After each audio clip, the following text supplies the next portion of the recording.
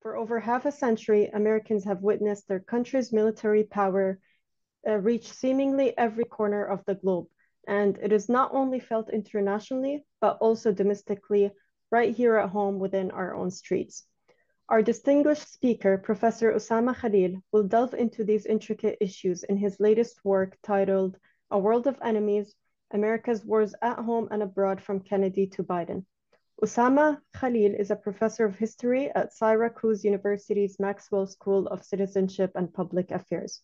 He is the author of A World of Enemies: America's Wars at Home and Abroad from Kennedy to Biden, and also the author of America's Dreams Palace: Middle East Expertise and the Rise of National Security State. Dr. Khalil is also the editor of United States Relations with China and Iran Toward the Asian Century, and is a frequent media commentator and contributor for local, national, and international media outlets. We are also thrilled to have Saeed Arikat with us today.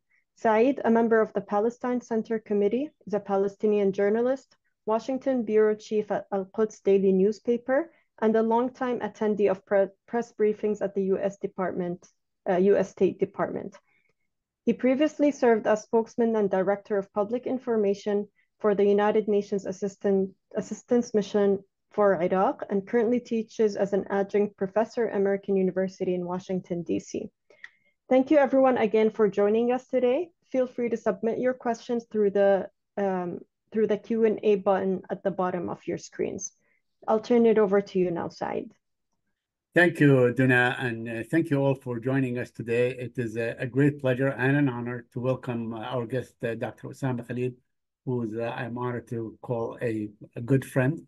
Over the past half century, Americans have witnessed, as Duna said, their country extend its military power to what seemed like the very ends of the earth. America's might is felt on nearly every continent and even in its own street. A decade ago, the wars on drugs and terror broke down the walls separating law enforcement from the military operation. Today, Dr. Osamah will discuss his insightful and compelling book, A World of Enemies: America's Wars at Home and Abroad from Kennedy to Biden. This book delves into the story of how an America plagued by fears of waning power and influence embraced foreign and domestic forever wars. Osamah Khalil argues that the militarization of the U.S. domestic and foreign affairs was the product of America's failure in Vietnam. Unsettled by their inability to prevail in Southeast Asia, U.S. leaders increasingly came to see a host of problems as immune to a political solution. Rather, crime, drugs, and terrorism were enemies spawned in Badlands, whether the Middle East or stateside inner cities.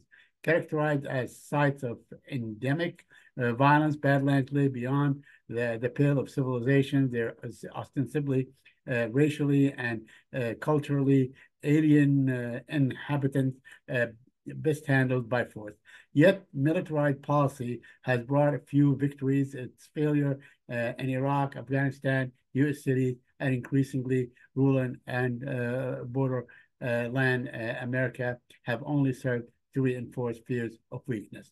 Today, Professor Khalil will trace these consequences from Chicago to Gaza. And with that, Dr. Khalil, the floor is yours. Thank you, Duna, for the generous introduction. And thank you, Saeed, for not only for moderating, but for your kind words and for all your hard work the past 9 months, holding the administration to account. We really owe you a debt for all your great work that you've been doing. I want to share some slides to accompany the talk, but I also want to take a moment to thank the Jerusalem Fund and the Palestine Center Committee for inviting me to speak about my new book. So what I would like to do is give a case study. Saeed, can you see the slides? I want to make sure before I jump in. Can everybody see the slides? Yes, we can see the slides. Great. Okay. So what I'd like to do is give an overview of the book and present a case study that's directly related to events currently happening in Palestine and across the United States. And I'm happy to discuss this and some of the other case studies in the book in the Q&A. And it should go without saying that the opinions expressed are my own and do not reflect my institutional affiliations. It was an unremarkable Friday night in North Philadelphia. Two narcotics officers and a reporter sat in an unmarked Plymouth. They watched cars on Interstate 95 taking the exit ramp into the city's Kensington district in the early spring evening. A striking number of the cars followed a similar pattern. They slowly approached various street corners where they were met by young males, and then, after quick exchanges of cash for crack cocaine, they returned to the highway.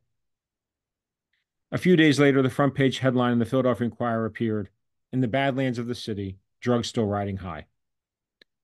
The article noted that the neighborhood where this activity was observed was a place narcs called the Badlands. That moniker would soon become ubiquitous in the local media. And over the next 5 years, the Badlands boundaries shifted. Meanwhile, residents and community activists struggled to challenge the notion that their neighborhood was populated by irredeemable drug dealers. They even attempted to rename the area the Goodlands, to no avail. Many of the individuals were not even from the neighborhood they tried to point out, but drove into North Philadelphia to ply their trade, sometimes in cars registered in other states, and then left.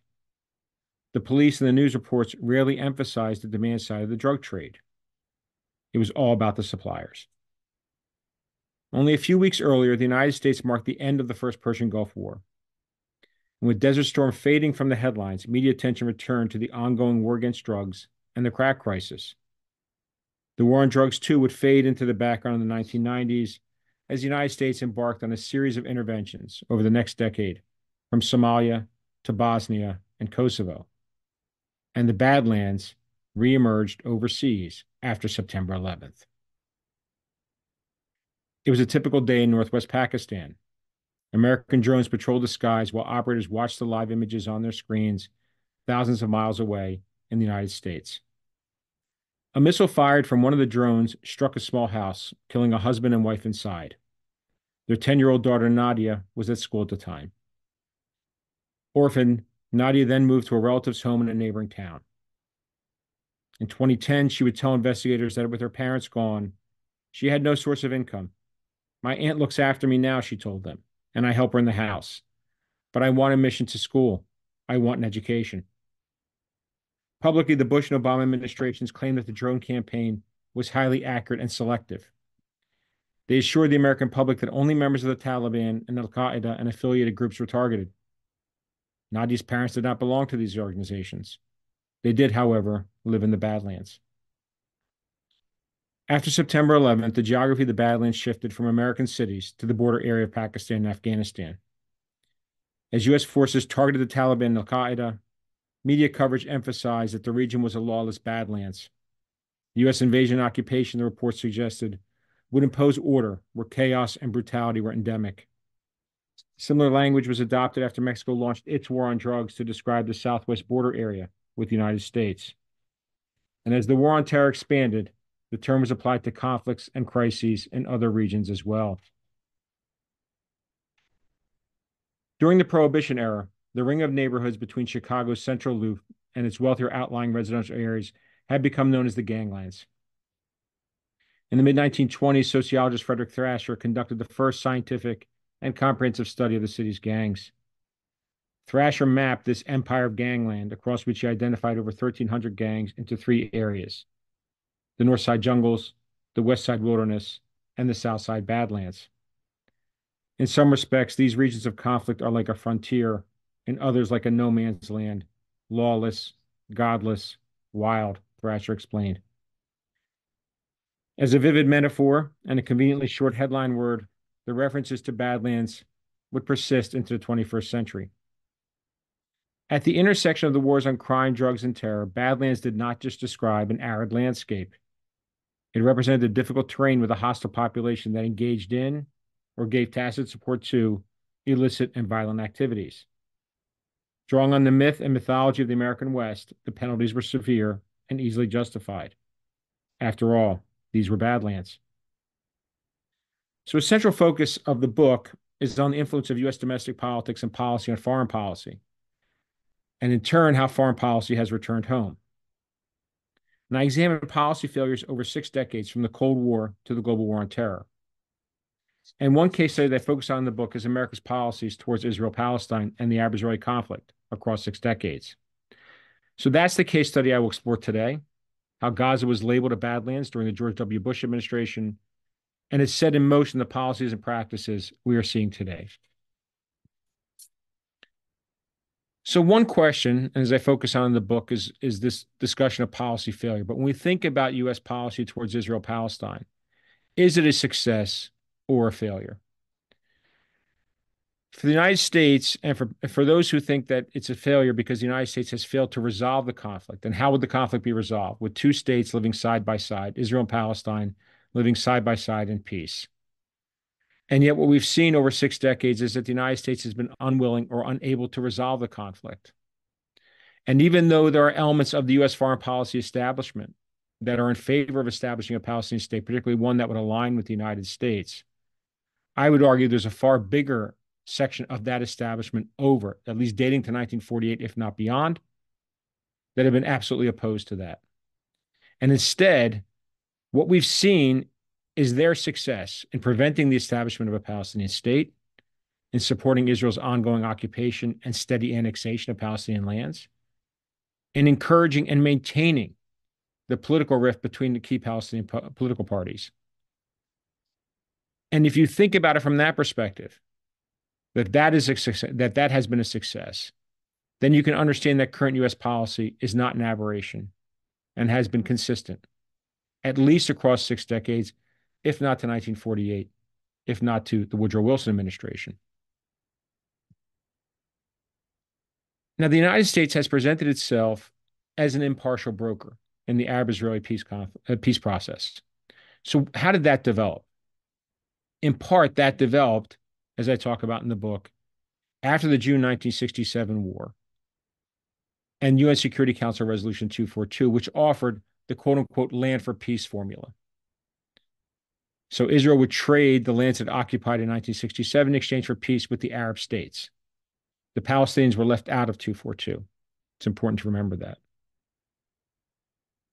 And the United States presented itself as an impartial broker that could deliver concessions by Israel, in fact, as the only power that could deliver concessions by Israel. And that was demonstrated in the peace agreement between Egypt and Israel, in which Sinai was returned completely, the Sinai Peninsula, occupied in 67. But what we also see is that there's an unequal power dynamic in how the United States views Israel and views the Palestinians and its treatment of both. And that is reproduced in U.S. policy and reinforced by it. So many no doubt have heard the term the U.S.-Israel special relationship. And that special relationship, as the slide suggests, has evolved over time and in stages. So you could actually, and I won't talk about it here, but I'm happy to talk about it in the Q&A, we could trace that relationship to the Woodrow Wilson administration. In fact, well before the founding of the State of Israel, how the United States viewed the Zionist movement favorably. But the beginning of that special relationship, you could argue, comes in several stages. If we go from 1948 to roughly 1967, with the June 1967 war. And so here we see the Kennedy and Johnson administrations are important. Why? Because from 1948 to roughly 1967, what the United States sought to do was treat Israel on par with the other regional Arab states to contain Soviet power and Soviet influence in the Middle East and Eastern Mediterranean. After 1967, and even arguably earlier, that relationship starts to shift because the United States, one, under Kennedy, begins to offer security guarantees to Israel in the event of an invasion, an attack by any Arab state individually or in combination. Those guarantees that begin under Kennedy will expand dramatically over time to where we are today. And in fact, you can see some elements of that enacted after October 7th.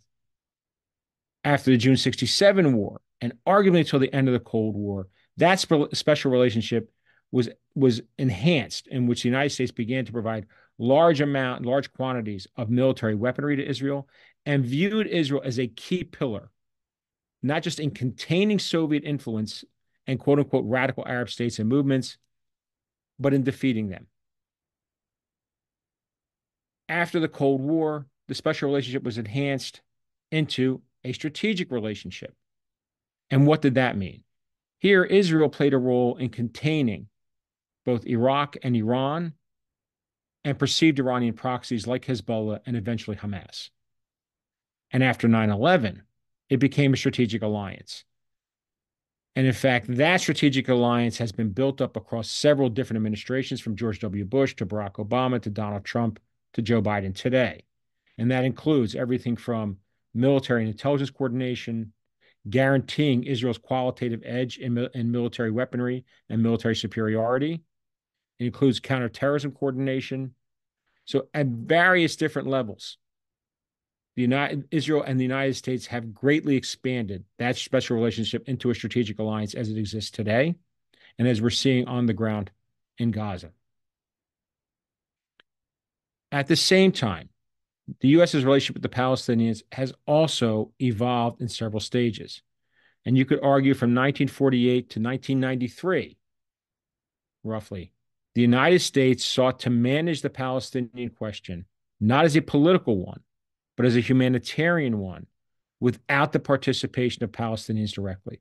So what did they attempt to do? Solve the Palestinian refugee problem through the Arab states without the participation of the Palestinians.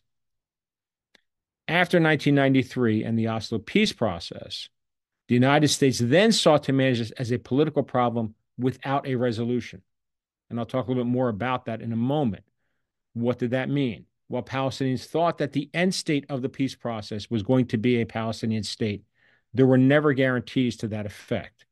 And in fact, several limitations were put in place that guaranteed that it would not occur. So instead, what we've seen on track with the Oslo peace process is not a process of conflict resolution, but of conflict management. Now, as many in the audience no doubt know, the Gaza Strip is effectively an artificial entity. You should all be generally familiar with the territories that exist, some 340 square kilometers, home today to roughly 2.3 million people, 80-some% of which are refugees from the 1948 war.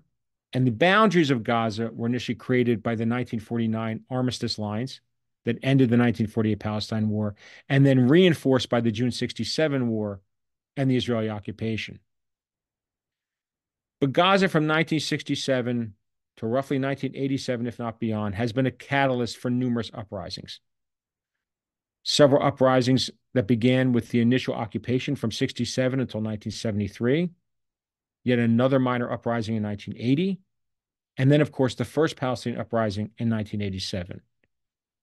And Gaza is, of course, home to the leadership of the two main political Palestinian parties today. Not just the key leadership of Fatah, Yasser Arafat and Abu Jihad, but also, of course, the key leadership of Hamas, everybody from Sheikh Ahmed Yassin to Ismail Haniyeh to Yahya Sinwar and several others. Now, the first Palestinian Intifada is important for several reasons. One, it helped pave the way for low-level relations between the United States and the Palestine Liberation Organization, then led by Yasser Arafat. And the key there was in 1988, the PLO agreed, one, to recognize Israel's right to exist, and two, UN Security Council Resolution 242 and 338, which effectively solidified Israel's boundaries from the 1948 war at a minimum. Now, the hope, of course, was that these relations would actually lead to the PLO being party to peace talks. And yet, over the next few years, that did not occur. And instead, as the picture on the slide shows you, this is the Madrid peace talks in 1991. And what's important about those peace talks is the following, is that it occurs after the first Persian Gulf War that I mentioned earlier, and it occurs without the PLO actively participating. There's a joint Palestinian-Jordanian Confederation, but those are not quote-unquote PLO members. Of course, they actively are, but this was the ruse effectively that was agreed to by everybody involved, that the Palestinian Confederation would not be active PLO members, and Arafat was not present. But on the side, what we have, and you'll see this quote on the slide, is Secretary of State James Baker informing his Jordanian counterpart the following: there will be no Palestinian state. There will be an entity, less than a state, more than autonomy. That is the best we can reach with the Israelis. And 2 years later, you effectively get that with the Oslo Peace Accord. So here, what's important is the PLO is brought into the process and agrees to far less than a state or even the guarantee of a state, because it's never guaranteed in the Oslo peace process. What Oslo talks about are scheduled withdrawals from Gaza and the West Bank city of Jericho, limited autonomy over several key areas, and final status negotiations to be concluded in 5 years, with a determination at that point of what the final status will be of these territories. But no guarantees are written that there's a state.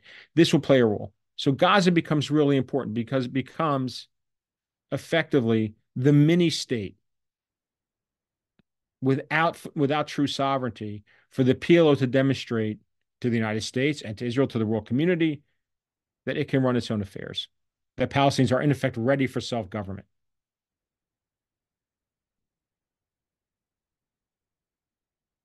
Now, Oslo's collapse in 2000, in the final months of the Bill Clinton presidency, and the Second Intifada sets in motion a number of the key policies that we're seeing today. George Bush will come into office in January. George W. Bush will come into office in January of 2001, in the midst of the Second Intifada and the collapse of the Oslo peace process. Now, what's important here is the following. At the very end of the Clinton presidency is the closest the Palestinians come to a sitting president agreeing to the establishment of a Palestinian state, what become known as the Clinton parameters. Okay. These were the final sets of negotiations that occurred in Taba, in which Clinton will get both the Israelis and the Palestinians to agree to some formulation that there will be two states, with the final borders roughly agreed upon, but not finalized. That is never implemented, of course, because Bush comes into office, Ariel Sharon is elected as Prime Minister of Israel, and the Second Intifada is underway. Now, Bush will be pressured not just by key Arab leaders, including Saudi Arabia, but also by his own Secretary of State, Colin Powell, that the United States needs to re-engage in the peace process, that he needs to do that. And what we're told, what we know from some of the participants in this meeting, is that Bush will say the following. The United States needs to tilt back towards the Israelis. So the argument will be that Clinton had tilted too far towards the Palestinians, and that also he does not intend to devote as much energy to this process as Clinton did. And instead, he will say something to the effect of, sometimes a show of force by one side can really clarify things. And by that, he means Israeli force.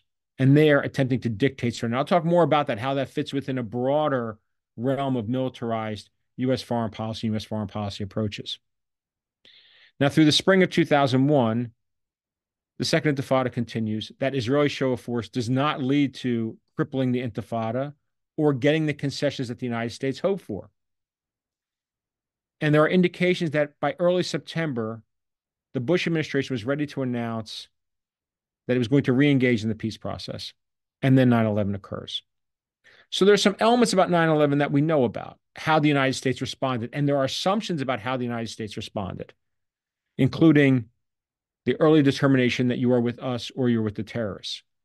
But one of the things that the Bush administration is also going to do in declaring its global war on terror is begin to vastly expand which organizations it is targeting. So, of course, Al-Qaeda and the Taliban are among those targeted. But what the Bush administration will do is also begin to lump in other groups, including Hamas, Islamic Jihad, and Hezbollah, that have nothing to do with 9/11 or those attacks. And the way this will be justified is the following. It will claim that the United States is targeting terrorist organizations with global reach that can be a threat to the United States or its allies and partners, and here, presumably, Israel. So Hamas, which had been on the U.S.'s terror list since the Clinton administration, is again, this is compounded by being included now within this national security directive to be openly targeted. Now, as part of Bush and the evolving Bush doctrine that begins roughly after 9/11 and then will be further amplified in 2001, 2002, Bush is going to view the Palestinian territories, as he describes it, as a laboratory for his freedom agenda. So what was the freedom agenda? This was, as the Bush administration declared it, the democratization of the Middle East by force, overturning a number of key states and key governments and implementing this democratization agenda. So Bush will announce this in a commencement address at West Point. And then in that same month, he will announce that the United States is sidelining Yasser Arafat. As he puts it, the United States will not deal with the Palestinian leadership that's tainted by terror. But here's where the Palestinians get a promise, a presidential promise, which is once the Palestinians have a leadership that is untainted by terror, the United States will support a Palestinian state. So now you have firmly an American president arguing for that. But as I'll talk about in a moment, Bush's other promises to Israel effectively undermine that promise. Now, Arafat is going to die in November of 2004, and his deputy, Mahmoud Abbas, who the Bush administration had promoted first as prime minister and now as president, will be elected in 2005. And at the same time, Ariel Sharon has proposed and is prepared to implement a withdrawal from Gaza plan. And here we have a letter between Bush and Sharon in which we can see Bush effectively undermining key pillars of the Palestinian position, while at the same time talking about the establishment, the U.S. supporting the establishment of a Palestinian state. So this is a year in advance. Arafat is still alive. This is a year ahead of the disengagement. And so what are those two key pillars? The first is on the refugee question. And here Bush will say that any solution to the refugee issue will be through the establishment of a Palestinian state and the settling of Palestinian refugees there rather than in Israel. So thereby eliminating U.S. support for the right of return. The second component is the major settlement blocks in the West Bank.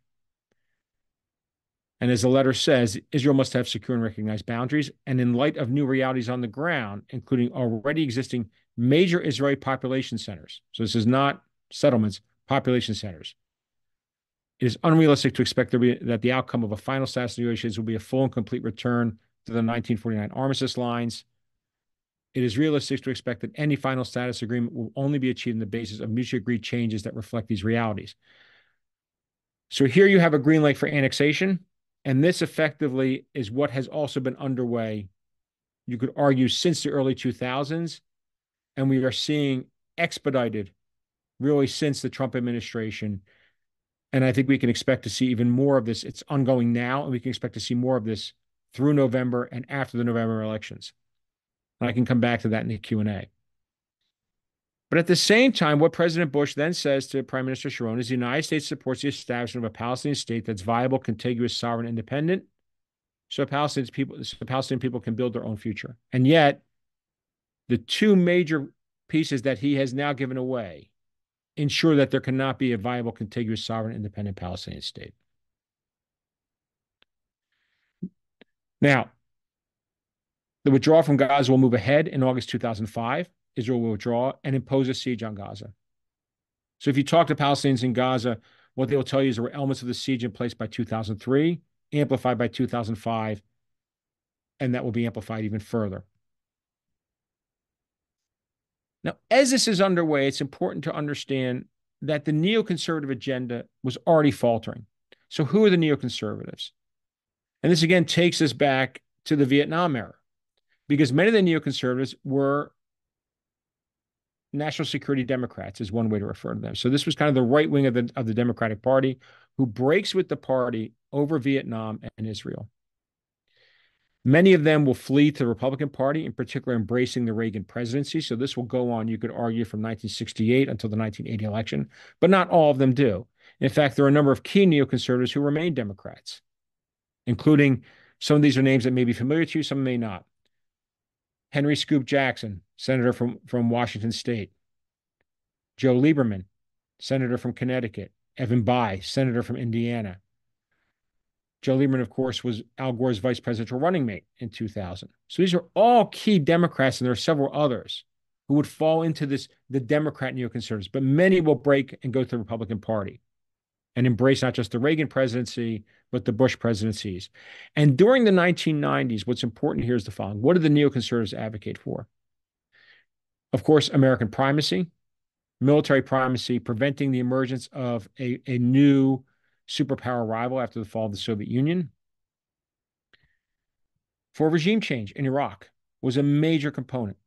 after the first Persian Gulf War. So through the 90s, we'll be advocating for a U.S. intervention again in Iraq. So creating that template is going on through the 1990s, and then by the time the Bush administration comes in office. The other thing that neoconservatives will embrace is a break with the Arab-Israeli peace process, a break with the land for peace formula. And what they will actually embrace, and this is adopted by Benjamin Netanyahu and the Likud party, is not peace for peace, is not land for peace, but peace for peace. So I want to emphasize it again. So it's a full break. They will no longer trade land for peace. What Netanyahu and the Likud party now wants is peace for peace. We're not giving any more land back. In fact, we're going to dictate terms to the Arab states. So it's effectively what you've seen, especially after the peace agreement with Jordan in 1994, Netanyahu's attempts to scuttle the Oslo peace accords, which are generally effective, but also preventing the return of the Golan Heights to Syria, and of course, normalization agreements with the other Arab states. So who are the key neoconservatives in the Bush administration? Vice President Cheney, Secretary of Defense Rumsfeld, Assistant Secretary of Defense Paul Wolfowitz. Now, what we know is in the wake of 9/11, the Secretary of Defense Rumsfeld is going to come up with a strategic memorandum, and that is that the United States will attempt to overthrow or will overthrow 2 or more governments that includes Afghanistan, Iraq, and at least 1 or 2 others. And by 2005, 2 of those invasions are already faltering. The Taliban is resurgent in Afghanistan, and Iraq has descended into not just a robust insurgency, but a sectarian civil war. So the idea is that there would be other places to invade, whether it's Iran or Syria or both, and that is prevented by these insurgencies. And so now the Bush administration begins looking at, again, the Palestinian territories to save the freedom agenda. So Mahmoud Abbas is elected in January 2005, and the United States now wants parliamentary elections in the Palestinian territories, and effectively believes that they are putting Hamas in a corner. So kind of is Hamas going to participate in these elections or not? And if they don't participate, then you need to stop being a roadblock in the peace process. If you're going to participate, then you need to run. So Hamas actually will participate under a banner of reform and change, and will shock everyone by winning the election against a divided Fatah party. So how does the Bush administration respond? And the Bush administration does not respond as you would expect. Palestinians voted. We have to respect that vote. Instead, sanctions will be imposed not on Israel, not on the occupying power, but on the occupied. And they will be imposed by the United States, by the European Union, by Israel. And the United States will actively block any attempt to create a national unity government that combines Fatah and Hamas, or a technocratic government. And that parliament will effectively never meet. In fact, the Hamas parliamentarians will be arrested. By June, we have kind of the template for what we're seeing again. There'll be a cross-border raid by Hamas, in which an Israeli soldier will be captured, brought back to Gaza, and Israel will invade. And about 2 weeks later, Hezbollah in Lebanon will do another cross-border raid, and Israel will invade Lebanon. And those dual invasions will be presented by neoconservatives in the Bush administration as part and parcel of this broader global war on terror. They seem to reify, if you will, that national security document that was signed after 9/11 that links Hamas and Hezbollah with Al-Qaeda or the Taliban. Israel is going to launch large-scale bombing of Lebanon, lesser so of Gaza, under what's called the Dahia Doctrine, the bombing of the southern suburb of Beirut, the Dahia. And Secretary of State Condoleezza Rice will refer to this as the birth pangs of the new Middle East, right? That this is part of this broader global war on terror that has to be defeated, and is part of also how does the United States achieve victory in Iraq? By winning against Hamas and Hezbollah, by weakening Iran, and then eventually, as neoconservatives are also arguing for in 2005, 2006, and then after the war, the need to attack Iran. How do you win in Iraq? By attacking Iran. This, of course, fails. I think the other thing I should point out is in 2006, you heard much of the same rhetoric you're hearing today in these dual invasions. Israel will eliminate Hamas. Israel will eliminate Hezbollah. Israel is going to wipe Hamas and Hezbollah off the map, and yet neither is achieved. And so after that defeat, and that obvious defeat, not just for the freedom agenda, but the Bush doctrine writ large, the United States is now going to attempt another way to defeat Hamas, and that's going to be working with Mahmoud Abbas and Fatah and putting pressure on them to challenge Hamas directly in Gaza. So what you'll see is the training of Palestinian security forces in Jordan, the arming of Palestinian security forces in the Palestinian Authority in Gaza, and a low-level civil war in Gaza that had been building from 2005, 2006, and now comes to a head in June 2007, in which Hamas takes over Gaza and Israel's siege is heightened, with Egypt participating. But it goes without saying that by June 2007, with Hamas's victory, that effectively that neoconservative agenda has completely collapsed. The freedom agenda itself has collapsed. And the Bush administration's policy towards the Middle East has failed. So what does the Bush administration do? Does it take stock? Does it change course? No. Instead, key members of the Bush administration, inside and outside the administration, will begin referring to Gaza as resembling a failed state, as a Badlands, or where Secretary of State Condoleezza Rice will write, a terrorist wasteland.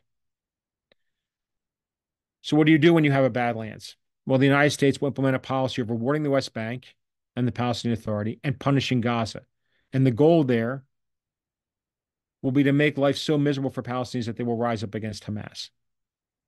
Now, the other piece is that Bush is going to promise to restart negotiations beginning in November 2007 between Israeli Prime Minister Ehud Olmert and Palestinian President Mahmoud Abbas. But they quickly stall. And by 2008, in Bush's last year, they're not going anywhere. And so instead, what we get is a heightened siege by Israel, and then at the very end of the Bush administration, a large-scale invasion. And again, the goal, eliminate Hamas, wipe Hamas out. And what we'll start to see is successive military operations that view Gaza as a Badlands and the population there as all part and parcel. You've heard this many times since October 7th. Palestinians voted for Hamas. Palestinians in Gaza voted for Hamas. This is their government. So you have successive military campaigns in 2008, 2012, 2014, and again, when Biden comes into office in May 2021. And in between, breaks in the ceasefires on the Israeli side with quote-unquote targeted assassinations, bombing campaigns, all of which under the rubric of mowing the grass, viewing Gaza as a place that is irredeemable. Now, part of this is also that there hasn't been, after the 2007 negotiations collapse, there won't be serious negotiations again until there'll be attempts under the Obama administration, and the last one is in 2014, so nearly 10 years ago. And what does Israeli Prime Minister Benjamin Netanyahu rely on? The following: that I don't really have a negotiating partner. The Palestinians are split. And how do I know who's going to be elected? How do I know they won't just elect Hamas again? But what we also know is that Netanyahu has served to reinforce that split by encouraging Qatar and Turkey to send large amounts of funds into Gaza to support Hamas, to maintain that political rift. And this has occurred with either indifference from Washington or its active support. Now, the book was written and completed before October 7th, but October 7th fits within, obviously, this borderline. Now, much of what you've heard in the past 9 months is that the United States is complicit in or supporting Israel's war. And I'm going to take that argument somewhere else, which is that this is not just complicity. This is not just support. This is an American war. And it fits in within a broader range of American support, as I talked about in the beginning, support for Israel. And it's not just robust political and diplomatic support. The line you've heard from successive administrations dating to the Bush administration, if not before to Clinton, is that there can be no daylight between Israel and the United States. And it's exactly the line that the Biden administration has adopted. And so what you want to ignore is the off-the-record comments to journalists, the anonymous statements about how upset President Biden is, and look at what's actually being done, not just on the ground, but what's actually being said in many of the State Department briefs or by the president himself. On the ground, we have active military and intelligence coordination. We have the dispatching of a naval flotilla, not just to the Mediterranean, but the Red Sea, as I'll talk about in a moment. U.S. Special Forces active and engaged on the ground. Drone surveillance above Gaza since October 7th or October 8th. Massive quantities of weapons that have been deployed with no limitations. And militarized humanitarian assistance. And exemplified in the pier that was built that has delivered very little aid, but was used as cover for a special forces operation and is now being dismantled. Or the airdrops of limited amounts of aid that have actually killed people on the ground. All of which is for show for the cameras. Meanwhile, all of the rest is a full-on American war in Gaza. Now, one of the other things I trace out in the book is, of course, this role of imperial violence overseas and at home, and we see that on display in Gaza today. Now, as the Johnson administration was preparing for a large-scale bombing of North Vietnam, planning begins in late 64. It begins in 1965, what becomes known as Operation Rolling Thunder. And there's a political goal here because the Johnson administration does not want to negotiate with North Vietnam. What it wants is to dictate terms of surrender. And so the goal of this bombing campaign is to, quote unquote, make North Vietnam beg for peace. And so we see, as I talk about in the militarized foreign policy the United States adopts, we see that again and again. March 2003, this is President Bush. Saddam Hussein and his sons must leave Iraq within 48 hours. Their refusal to do so will result in military conflict, commence at a time of our choosing. Again, dictating terms of surrender. December 2023, Secretary of State Blinken. This could be over tomorrow. This could be over tomorrow if Hamas got out of the way, if it surrendered. That would stop this tomorrow. Now, what's important about Blinken's comment is it comes after humanitarian pause in which the vast majority, the largest number of Israeli hostages were released and Palestinian prisoners released in turn. And yet that was supposedly the goal of this whole campaign. But instead of extending that pause, instead of extending the negotiations, the Biden administration has gone hand in glove with Israel in attempting to force surrender. Now, the picture on the slide is important because this is Secretary of State Blinken participating in the Israeli War Cabinet. So the question that everyone should ask is, why is the U.S. Secretary of State, America's top diplomat, sitting in on the Israeli War Cabinet?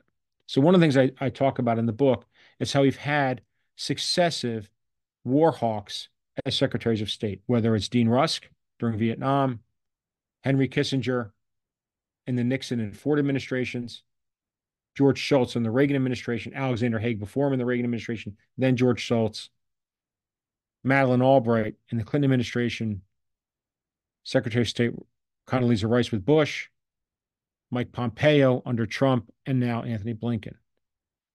And so what you would expect America's top diplomat to be doing is out actively working for a ceasefire de-escalation. In fact, we had the opposite. Blinken did the same thing with Ukraine after the Russian invasion, which was to say, I'm not going to negotiate with my Russian counterpart until the war is over. How do you expect the war to end? And in Gaza, what we've seen is a very similar approach, which is instead a full-on embrace, actually sending out memos within the first week to the State Department to say there will be no talk of ceasefire, there will be no talk of de-escalation. So this militarized foreign policy has been put in place and has expanded over the decades, and we're seeing it in full effect today. But that imperial violence doesn't just occur overseas, it occurs at home. And so one of the things that I also trace out in the book is how dissent has been demonized. And so we could talk about dissent during the Vietnam War era. And so what's important about dissent during the Vietnam War era is that this begins expanded domestic surveillance programs and the use of informants. But we also see that dissent demonized. During the Vietnam War era, the Johnson and Nixon administrations wanted to show that the Soviet Union was behind the anti-war effort. In the buildup to the invasion of Iraq, dissent was demonized. And those protesting against the war in Iraq were labeled as supporters of Saddam, lovers of Saddam, supporters of bin Laden, lovers of bin Laden. And on U.S. campuses today, they're labeled as supporters of Hamas. So you can see this direct line in demonizing dissent and the link to domestic surveillance programs and the use of informants, which is also underway today. So I detail, and one of the things I think to remember about domestic surveillance programs is there's this idea that this began with 9/11 and the Patriot Act. It predates 9/11 and goes back at least to the Vietnam era, if not before, all of which I detail in the book. Expanding watch lists. So you'll notice on the right hand of the slide, this is from some leaked documents. This is from 2013. And so this, in effect, shows you this is now 12 years into the war on terror and 2 years after bin Laden is dead. And you can see the groups that are being targeted. So on the left, in the blue, Al-Qaeda in Iraq, the Taliban, Al-Qaeda Central, Hamas, Hezbollah, and then much smaller groups. But what should be fascinating to everyone is on the right in the red, the far larger number of no recognized terrorist group affiliation. The other piece is this is 2013, is that the watch list expanded, not just during the Bush years, but during the Obama years, and more than doubled after bin Laden was killed. Why? Because the only thing that needs to be added is quote unquote reasonable suspicion. Reasonable suspicion. Now, tied into this has been the criminal prosecutions of individuals and charities. So one of the reasons why you may be asking, so why does the Bush administration lump all of these groups together in this broader anti-terrorism policy or counterterrorism policy? Well, one of the reasons is this, because Al-Qaeda had fewer than 1,000 members and maybe even less than 100 members on 9/11. That's it. And instead, what the Bush administration begins talking about, and President Bush himself begins talking about, is that there's over 60,000 members of these organizations spread across countries and continents, that this is a war for civilization. A war for civilization itself. And so instead, and again, this is where the Palestinian piece it becomes important, is because who does the United States Department of Justice begin targeting? Palestinian professors, Palestinian charities, with the claims that they are supporters of Hamas or Islamic Jihad. And in fact, you won't see prosecutions of Al-Qaeda individuals domestically. Many of them will be related to Palestinian charities. It'll be much later in the war on terror where we'll start to see those who are actually active. Now, connected to this is militarized policing, because it's not just a militarized foreign policy that I trace out, but it's connected to militarized policing from the 1960s to today, and how U.S. military surplus has been recycled at home and has led to enhancing domestic issues rather than dealing with them through social services. Now, on the left of the slide, you'll notice a situational awareness threat that was sent out shortly after October 7th by the San Diego Field Office of Border Patrol. Now, what's interesting about this warning is the following. Shortly before the 2016 election, General Michael Flynn, who becomes very briefly, Trump's national security advisor, gives an interview with Breitbart News. And he says that his allies in the Border Patrol, his friends in the Border Patrol, have told him that ISIS is sneaking across the border through Mexico, and that there are signs in Arabic pointing them the way to go commit acts of terror. Completely fabricated by Michael Flynn. Yet it's reproduced in elements of popular culture. And then we see it reemerge again after October 7th in this situational awareness, which warns that Hamas or Hezbollah may attempt to sneak across the border through Mexico to commit attacks. So we can see how these wars on terror, on crime and drugs, again, come home, and elements of them are exported abroad. And I'm happy to talk more about some other examples of that. But this is part and parcel of the broader forever wars that the United States has been locked in and has continued to engage in, I would argue, since the Vietnam era. And it's part and parcel because of the failure in Vietnam and this notion that the existential crisis that it unleashed, particularly within America's national security realm, that American power was waning and the need to restore that credibility and that deterrence. Now, shortly after October 7th, Secretary of Treasury Janet Yellen is asked by a reporter, can the United States support wars in Ukraine and Israel? And without missing a beat, she says, absolutely. Absolutely. America can certainly afford to stand with Israel, and we must support Ukraine. And so I'll come back to why I think that's so important. Okay. But I pair it with this other quote from President Biden. Shortly after, the United States begins airstrikes against Unsettled in Yemen, the Houthi movement. And so one of the things I trace out in the book is how the Houthi movement began as this kind of ragtag militia, and then over 7 years of war, supported by the United States, the Saudi coalition, supported directly by the United States, went from being a ragtag militia to a battle-hardened militia to now the de facto government and armed forces of Yemen that is directly engaging with, if not challenging, the strongest Navy in the world, the U.S. Navy. Now, many of you may have seen on the right similar kinds of expressions circulating in social media as the U.S. sent its flotilla into the Red Sea. That the Houthis are about to find out why we, the United States, don't have universal health care. And in fact, I would argue actually the United States found out why we don't have universal health care. Because we have devoted vast quantities of dollars and effort into building up the world's strongest Navy that is unable to effectively challenge a land-based militia armed with missiles. And in fact, instead of emphasizing diplomacy, the use of force was emphasized. So what have the Houthis and Ansar Allah said? That they were targeting shipping headed for Israel through the Red Sea and the Suez Canal, and would stop if there was a ceasefire in Gaza. Now, what the Biden administration has attempted to say is these are separate. The war in Gaza is contained. What's happening by the Houthis would have happened anyway, even though there's no evidence of this, because the Houthis had plenty of opportunities through 7 years of war with the Saudis to target shipping and did not. But more importantly, instead of engaging in diplomacy or effective diplomacy, the United States decides to launch airstrikes against the Houthis. And so here on January 2024, President Biden is asked by reporters if the airstrikes are working. And he says, when you say, are they working? Are they stopping the Houthis? No. Are they going to continue? Yes.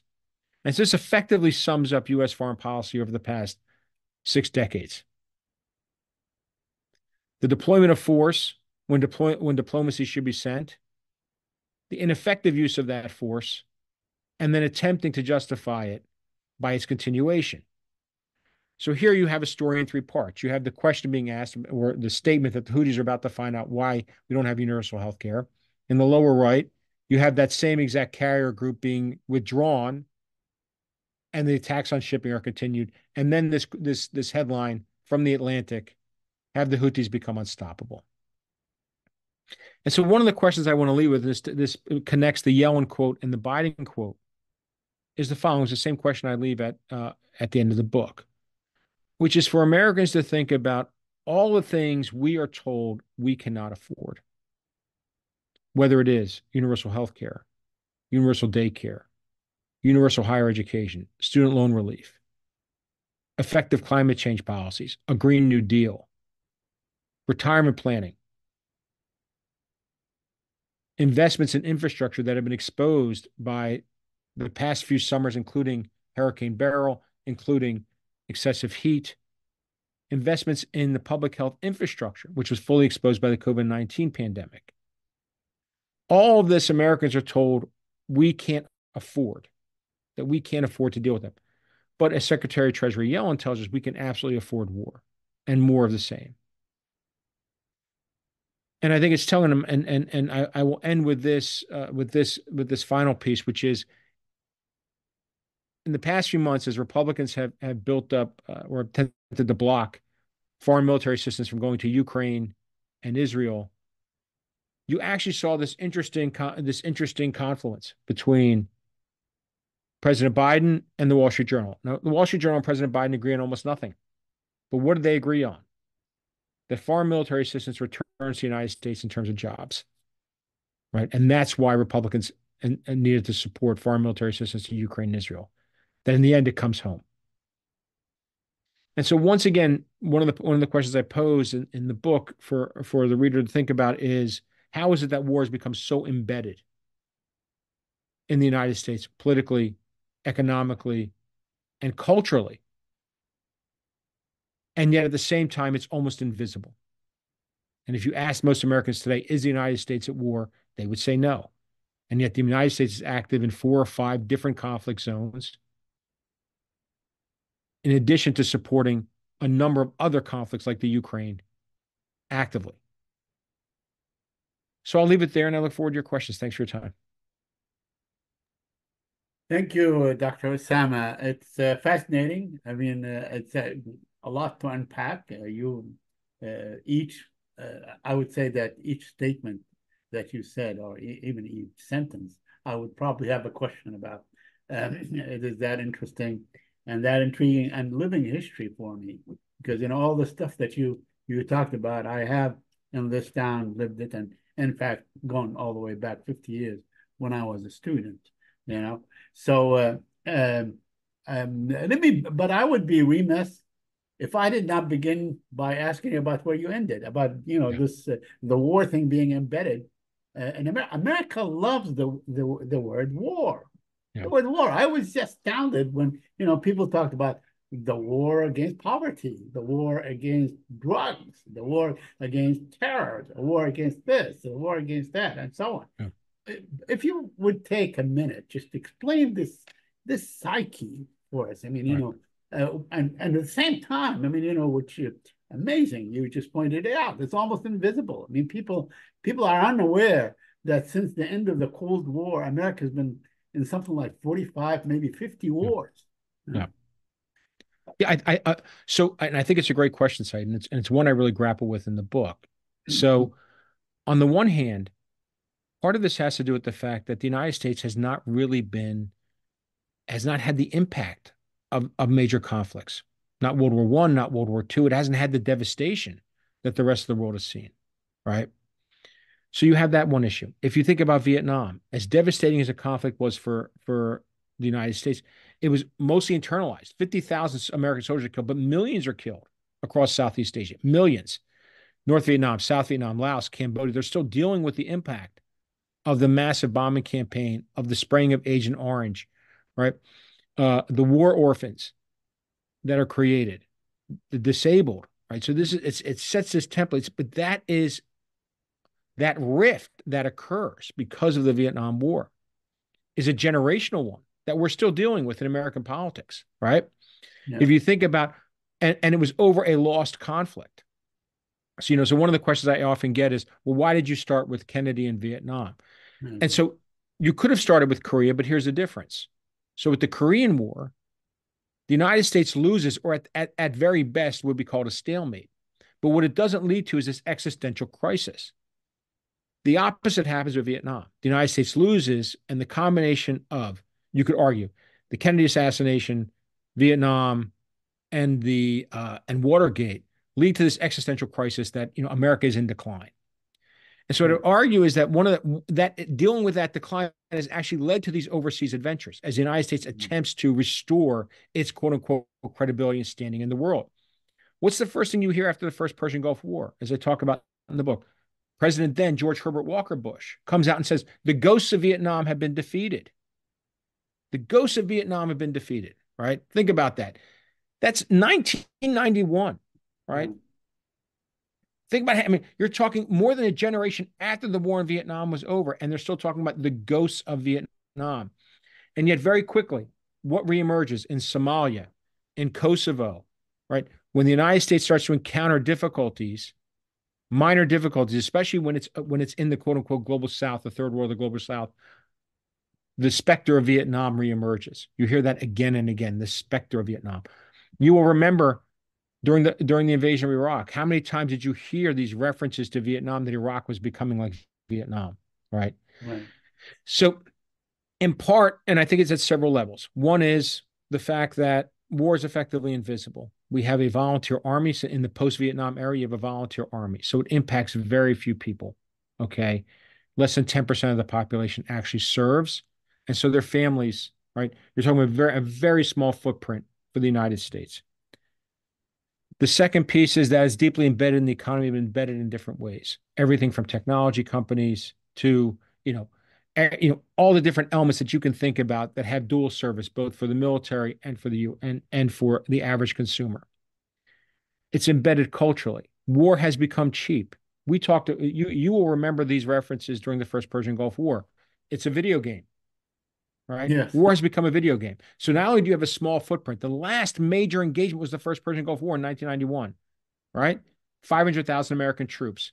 Only 180,000 roughly American troops were sent during the second invasion of Iraq, right? So the footprint is very small. It's something that happens over there. It doesn't happen here. You have an American population that is not engaged, that has poor understanding of geography on top of it. Where are these different countries? Who is involved, right? And this cast of characters that are constantly demonized, right, by the American media. And it's built into the culture, into popular culture, into the video game culture today. So that's one of the reasons why I would argue war has become absolutely invisible and Americans don't know, because they're not touched by it. Yeah, fascinating. I can't wait to read the book. I'm really fascinated by what you mentioned about American diplomacy, American top diplomats. You mentioned Dean Rusk, you mentioned Condoleezza Rice, you mentioned Pompeo, you mentioned, of course, and many others, but we don't want to leave out Hillary Clinton, who basically launched the war in Libya and right. What happened. But even going back to James Madison, Dr. Osamah, I mean, he's the guy that launched a war all the way to the shores of Tripoli, which is part of the Marine hymn and so on. So it has always been militarized. U.S. diplomacy has always had that. There was no time, maybe during the Washington presidency, I don't even know if it was this method, but it has always been that way. I wanted to ask you about, you mentioned Kennedy. I wanted to ask you the relationship between Kennedy and Ben Gurion. We hear a great deal about, how Kennedy was upset with the nuclear program and all that stuff and so on. And how did that affect his view of Israel and its aggression and so on? Right. So I think very briefly, of course. Yeah, no, sure. I would actually argue that there's probably more made of that than there is, because Kennedy is actually the one, as I mentioned in the beginning, who actually gives Israel its first defense guarantee from the United States. Right. So Israel had been looking for this under Eisenhower, right? And in fact, sought it after the 1956 Suez War. And they won't get it, because one of the things the Eisenhower administration, both Truman and Eisenhower, are trying to play with is this. They want to form what's known as kind of like a regional NATO, a Middle East version of NATO. They have several of these around the world, okay, including SEATO, which plays a role later in the Vietnam War. They want one for the Middle East, but they're not able to get one because of these tensions. In particular, what Nasser will tell them, they will go to Nasser in Egypt and they will say, we want this Middle East Treaty Organization. And Nasser will say, you have to resolve the Palestinian issue first, okay? We can't join an organization that Israel's going to be a part of unless and until you deal with the Palestinian issue. That's number one. But number two, we don't see the Soviet Union as a threat the way you do. Egypt views Britain and Israel as bigger threats. Nevertheless, Ben Gurion is going to come to Kennedy and argue that, we're under threat, as usual, right? And wants a security guarantee. And he will get it. What he will get from Kennedy is, in fact, there will be an assessment. This is as early as 62, 63, so in Kennedy's last year in office. And the assessment they will get back from the Pentagon is the following. We believe, as early, 5 years before the 1967 war, the Pentagon has already done this assessment that says Israel will defeat any Arab army or combination of Arab armies within a week, right? It's almost exact. It's prophetic, right? And so Kennedy will share this assessment with Ben-Gurion and will say, okay, nevertheless, we are going to give you a 36-hour guarantee. Should Israel be attacked, the United States will intervene to support Israel within 36 hours, right? So that's your first guarantee, and you get that under Kennedy. So yes, and what Kennedy's hoping for is this trade-off on Israel's nuclear program that they know is underway. Now, what Kennedy would have done or wouldn't have done is unclear because he's assassinated. You get a lot of that with Kennedy.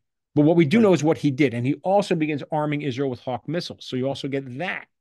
So, you have that beginning of the arming of Israel as kind of this main recipient of American weaponry begins effectively under Kennedy and then is expanded by Johnson and put on absolute steroids by Nixon. So it's Nixon who really begins flooding Israel with weapons after especially, when he comes into office in 68, but then especially after the 73 war. And that expands. So one of the things that is often left out when we focus on the peace process is the following. With every successive agreement, so whether it's, Kissinger is going to negotiate 2 disengagement agreements between Israel and Egypt, all this in advance of Camp David. He'll also negotiate one between the disengagement between Syria and Israel. But in each one, there's a secret addendum in which the Israelis are able to get a number of guarantees from the United States, right? So they're able to effectively tighten that relationship through each successive. And we know, for example, taking us to the quote unquote Abraham Accords, the Trump signs, there are a number of secret addendums that accompany that agreement all around intelligence sharing, military qualitative edge, military assistance, etc., that have not been declassified, but those exist. So we know that there's this broad stream of engagements that just has expanded over 30 to 40 to 50 years. Okay. So I wouldn't make too much of those tensions about the nuclear program, because at the same time, Kennedy's offering the Israelis something that they had been wanting, and that's going to kick in, even a tightening of that special relationship. Amazing. The more things they change, the more they stay the same. Yeah. I wanted to ask you, I know that we're running out of time and we want to leave some space or some time for questioners and so on, but I wanted to ask you, in reference to your slide on what James Baker told Adnan Abaoud, the Minister of Information of Jordan at the time, that you will get less than a state, more than an autonomy, right. So right. Yeah. Slightly more than autonomy. Yeah. Slightly more than autonomy, less than state, and so on.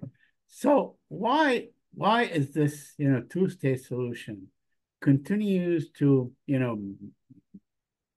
bedevil the whole, the whole possible plausible solution by Arabs, by the West, by the United States of America, when in fact it has completely failed. I mean, if something was to come out, it would have come out as they suggested back in 95, or, five years after 93. So by 98 and so on.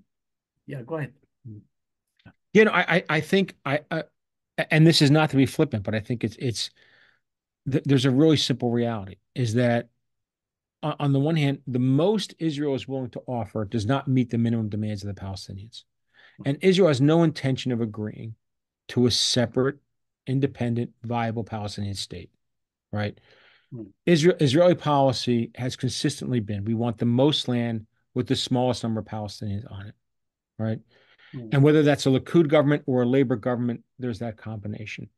So Israel has no intention of agreeing to this. So what the United States has attempted to manage, right, is Arab expectations and its relationship with the Arab states, right? And somehow get the Palestinians to make concessions on their self-determination. Okay.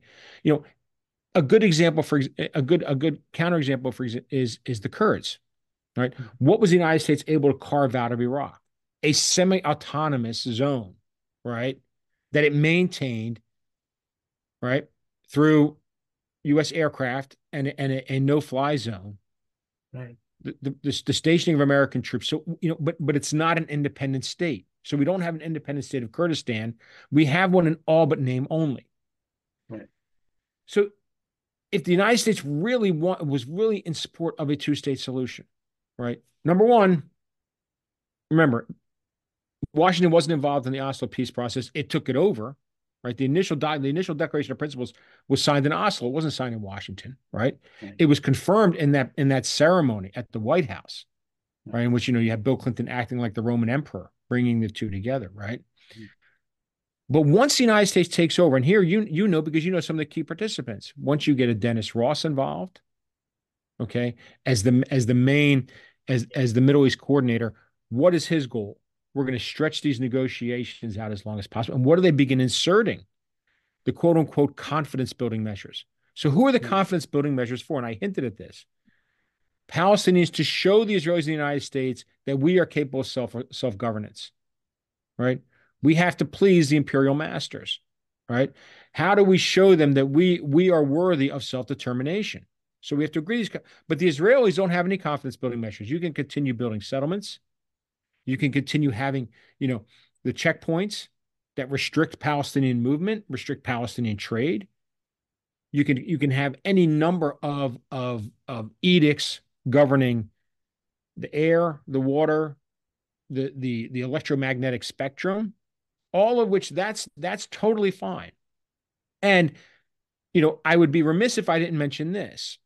Remember that the budget for the Palestinian Authority, some 60 to 70% had to be devoted to security, right, but not security for Palestinians. This was to maintain security for the Israelis, right? So think about that. When 70% of your budget, all of which is almost donor, originates from the donors, okay, has to be devoted to security, what's left for education? What's left for social services? Those are the only areas that the Palestinians are in charge of. What's left for health? Those are your three main areas. And security, but not security for Palestinians. So at a minimum, what the United States was attempting, without saying it, was the best we can offer you is apartheid. They're not going to come out and say this. So we're going to offer you some version that's slightly better than autonomy. At the same time, you had a Palestinian leadership that was promising its people, we liberated you. We liberated Gaza, right? The Israelis are withdrawn. So bringing those two, and it's that, those two are not reconcilable, right? They're not reconcilable, especially when you have not just expanding settlements, which we focus on a lot, but the fact that Israel's military presence did not diminish. The checkpoints did not diminish. They changed their shape. So I think what we're going to see, and you're seeing it on the ground today, and what will likely happen, we're already getting these. I'm sure you've heard the reports that Miriam Adelson has promised some $61 million to $100 million to Trump, to his campaign. In return, she wants annexation. So what you can see is, and you already saw how Trump justified in his first term, how he justified the decision on Jerusalem and on the Golan. You're going to hear the same thing for the West Bank, right? Which is, this has already been agreed to. Yeah. So we're basically just signing off on what's already been agreed to, right? Now the question then becomes, what do Palestinians do in response to that? But so to me, I think, and again, to get back to your question, and it's not to be flippant, this has been about managing the Arab states and America's relationship with the Arab states, particularly the key Arab states like Saudi Arabia, managing the relationship with the Palestinians, and essentially getting them to make enough concessions, right? And if not forcing them, which was the whole goal. If you remember, when the second Intifada breaks out, what does Ehud Barak do? Launches, immense force. We're going to break the Intifada. And as he would constantly talk about, I've unmasked Arafat. How many times did you hear that? After the Camp David summit class, I unmasked Arafat. I showed him to be the arch terrorist that he is, right? And so now we're going to deploy massive force because we're going to break the Intifada and we're going to force concessions. So, that's one of the pieces is Israel had no intention of there being a separate, independent, viable state. Right. Okay. And so when you can come to that, because it sounds like that sounds, for example, I'll give you a second example, because not just to focus on Barack. By the time you get to Bush and the 2007, the Annapolis process that they instituted, if you remember, Condoleezza Rice is flying back and forth, this great show of engaging in negotiations. And she was being mocked in the Israeli press because, the Israeli ministers had come up with this, this phrase in Hebrew that, to run her based on her name, Le Condel, they would say, we're going to go Le Condel. We're going to go basically run around and do nothing. right? Yeah. And so this was kind of it was, and they knew what they were doing. This was, we will appease the Americans. You're seeing the same thing in these negotiations now. Right. Why is it that we get very close to a ceasefire negotiation and then Netanyahu walks away? Because they've learned to play this game again and again. And that is likely what's going to happen with these negotiations, you think? That's my expectation. Right, That's my right. expectation. Because I think what Netanyahu sees is the following, and not to cut you off, what Netanyahu sees is the following. The Biden administration is not going to hold into account. They're hand in glove here. This really is an American war in Gaza. And he knows, and he knows that the Trump administration will absolutely not. Right. Mm-hmm. So what Netanyahu has played very well during his terms in office has been to play the American political system to his advantage. Republicans against Democrats. And in this case, and I think what's really telling, and I hinted at this at the end, both in the beginning and the end, and I think it's for those watching to understand that, yes, there have been elements of the foreign policy establishment that have been in favor of a Palestinian state. Right. But there's a far bigger element, and because you've interviewed many of them who have been absolutely opposed to this, right? And that is not recent. That dates to, wanting Jordan, for example, wanting Jordan to take over the West Bank, to go back to the West Bank, right? Supporting Jordan, not supporting a relationship with the PLO, blocking a relationship with the PLO. And what I would argue here is the following: that what we're seeing in the Biden administration is the return of the neoconservatives. Okay, that they are no longer identified. Someone like Bill Kristol, David Frum, no longer identify with the Republican Party. They've said so themselves. They're getting the foreign policy they want with the Democrats. So whether it's in Ukraine or it's in Gaza, so you're seeing the neoconservatives have come home to the Democratic Party. And I would argue you're seeing that element that has been absolutely opposed to Palestinian self-determination, Palestinian statehood has been emboldened, has used October 7th to complete the project that began in their minds in 1948. Yeah. Right. Well, yeah. So, indeed, I mean, you mentioned Bill Kristol, Frum, and others, and so on. For sure, it was all laid out in clean break, which was basically designed for Netanyahu to begin with, anyway. So, so I have my last question before we go to any other question. My last question is this: how is this American-Israeli war that is going on now is impacting the landscape of what we have discussed so far? I mean, whether it's the two-state or, potentially what would happen next, but it's, I mean, they're huge topics, but maybe as and briefly as possible. Yeah. Sure. I will say that I think what should give everyone pause is that we already know, for example, we have leaks on the Israeli side and we have leaks from the administration that very early after October 7th, the United States was looking for ways to help to assist the depopulation of Gaza, right? To create large, now permanent or semi-permanent settlements in Sinai to depopulate Gaza, right? We have a steady annexation underway in the West Bank that will be amplified, whether or not Biden is reelected, and if Trump is elected, certainly. Mm-hmm. So I am very pessimistic about what this may mean for the future for Palestinians on their land and for Palestinian self-determination. At a minimum, what it means is that we are looking at a generational struggle for equal rights, right? This is now, because the two-state solution, as we've known for quite some time. And I think here's what's really telling, Saeed. I talked about, and there's a reason why I spent some time on it, because I was hoping some of the viewers would pick up on it.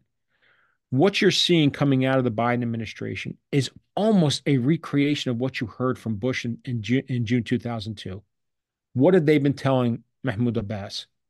We need reforms in the Palestinian Authority. We need a new leadership. We need a new generation of leadership, right? Think about what Abbas, the plan that Abbas presented them with that was leaked, right? 7-point plan that included, restarted negotiations to be concluded within 6 months, right?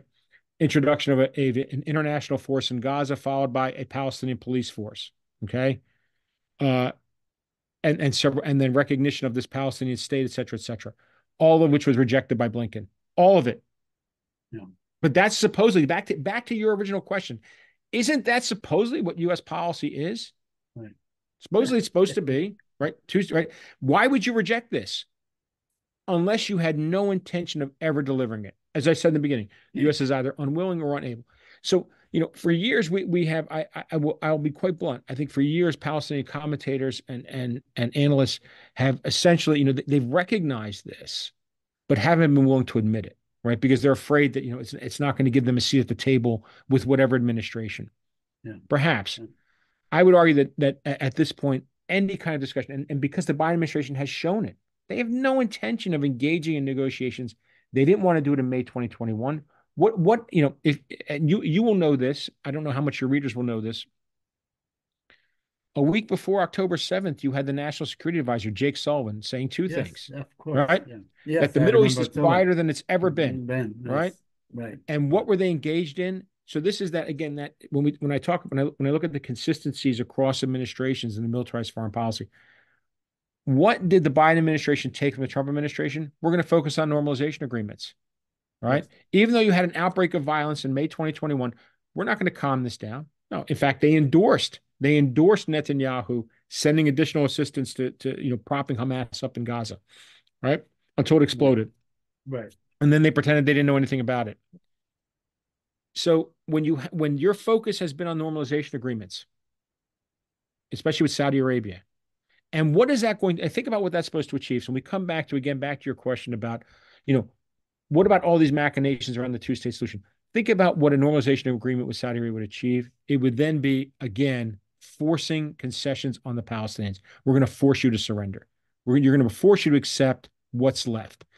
This, in effect, and again, you can draw a line back to Henry Kissinger. This was Kissinger's plan. I'm going to go negotiate. One of the arguments he made was back in 76, if Ford had been reelected instead of Carter, he was going to go negotiate individual agreements with the different Arab states and then conclude with the PLO. Why? Because then he was basically going to tell the PLO, this is what's left. This is what you have to accept. Right? Yeah. You're seeing that Kissinger model being adopted wholesale. This is what the normalization agreements are supposed to achieve. We've removed all of the pillars of support. There's nothing left for you. What you can accept is basically very limited autonomy, if not apartheid. And that's the best we can do for you. Right. So I think what we're looking at is a generational struggle now for equal rights. And so for people to understand, there's a difference between a national liberation struggle to achieve two states side by side and a civil rights struggle for equal rights. And that's where I believe this is headed. The question is, how many Palestinians are going to be killed? How many Palestinians are going to be displaced? Right? Because what Netanyahu has been looking at is the past two major wars in the region, Iraq and Syria. And he sees how many Syrian refugees and how many Iraqi refugees there are that will never go home. Right? And that's the example. Right? He sees what was done in Libya and how the world basically shrugs, and how the world has effectively shrugged on Gaza. All right, we could talk to you for hours and hours, but unfortunately we're coming to the end of this. I'll put you to sleep, Syed. I'll put you to sleep. No way, no. Let me ask Duna, do we have any questions? Maybe one or two, so Dr. Osamah can respond to? Yeah, sure. We can take two of these questions. The first one by Brandon. First, he's thanking you for your talk, and he looks forward to reading your book. And then he goes on to say that as an American living in Maryland, just down the road from the Jerusalem Fund, I feel incredibly helpless. It is clear as day to me that the US government is completely out of control. And he goes on to say that he doesn't support neither Trump nor Biden. So he's asking, what can I do? How can I effectively help create peace? I think it's a great question. I think there are some very immediate things you can do, which is, one, if you have the capability, even if it's a small amount, to give to several key charities that are providing relief in Gaza. I think, two, there are several Palestinian organizations and or American Jewish organizations, like, if not now, Jewish Voices for Peace, as well as Students for Justice in Palestine and other organizations that you can work with and assist. I think you want to think about who are your local politicians that you can support that may be looking for a difference on the ground. And a different policy on the ground. So I think working locally is probably, and then thinking internationally and working with those local and international organizations is the best short-term approach. This is a very long struggle, and it's really limited by, as I just pointed out, to Saeed, when it comes to these presidential campaigns, even if you just think about the primaries for Congress, because we now have unlimited amounts of money that are pouring in from major donors, major corporations, this has created a really an uneven playing field for the average voter, for the average individual to challenge. And so it has to be in groups. So you have to work with groups, and there's several key active groups that are out there that are doing great things, and I encourage you to reach out to them and work with them. The last question, Dina. Yeah, so we have a question from Salam. How does the U.S. absolute support for Israel fit into U.S. global supremacy in light of America's pivot to Southeast Asia? Yeah, that's a great question. So this if you think about it, the U.S. is able to do both, right? So Israel plays a key role for the United States and has in and around the Eastern Mediterranean and the Middle East. And at the same time, what the United States, it's kind of like the book is called A World of Enemies. But one of the things the United States has done, for example, to contain China, has also looked to find partners the same way it does in and around the Middle East, right? If you think about Israel, if you think about the United Arab Emirates, if you think to some extent Saudi Arabia, but even Qatar, right? The United States has a number of bases in and around the Middle East and the Persian Gulf, of which Israel is one and one of its key allies. It is created and has created the same architecture in and around East Asia and Southeast Asia to contain China, right? So this is, the United States is and has been the world's greatest superpower. It is a unipolar power, right? There is, as much as we focus on Russia or on China, the United States spends vastly more money on its military, and no one can compete with the number of bases and in fact, its entire architecture that it has for covering the globe. Nobody else has it, not the Chinese, not the Russians, nobody, right? So this is part and parcel as it sees it, right? These partnerships and allies, and they don't always have to be quote unquote democracies. That was the case during the Cold War. It's the case today, right? In fact, if you look at many of the U.S.'s allies and partners around the regions, think about what happened in the wake of the Arab uprisings. How much the United States went to go reinforce these key autocratic regimes, right? So whether they're monarchies or they are the secular autocratic regimes, the U.S. has these allies, and so that's one way it's able to do both, right? The United States is a very rich country, the wealthiest country in the history of the world, right? And so one of the points of the book is, where is that wealth channeled? And does it have to be continuously channeled into military force and wars overseas?